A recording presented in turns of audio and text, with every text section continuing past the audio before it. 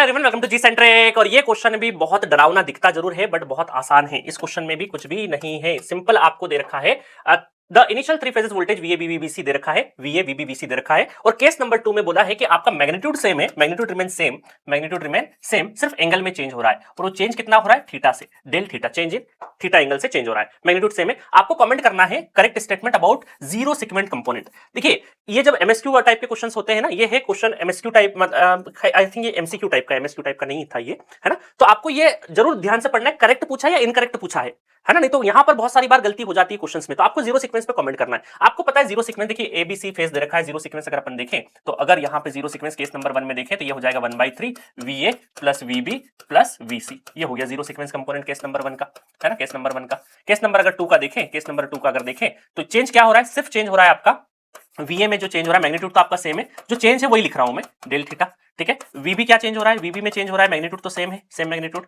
Change हो रहा है सिर्फ डेल थीटा। और वीसी में क्या चेंज हो रहा है? वीसी मैग्नीट्यूड सेम है, एंगल थीटा, चेंज इतना ही हो रहा है। जब मैं इस चेंज को पुट कर दूंगा तो अगर मैं नया जीरो सीक्वेंस कंपोनेंट नया देखूं तो ये सारी वैल्यू जब यहां पे पुट करूंगा तो ये e to the power j theta बाहर आ जाएगा और अंदर की साइड में VA plus VB plus VC. मतलब जीरो सीक्वेंस कंपोनेंट के भी मैग्नीट्यूड सेम रहेगा, सिर्फ आपका फेज में चेंज होगा, सिर्फ फेज में चेंज होगा केस नंबर 2 में, ठीक है। क्लियर है? तो बहुत ही आसान सा क्वेश्चन है। आप चाहें तो इसको कॉमन सेंस बेसिस पे नॉर्मल बिना सॉल्व करे भी लगा सकते थे। तो the zero sequence component case 1 2 have the same magnitude but different phase angle. तो D is the correct answer for this question. आया क्लियर है समझ में?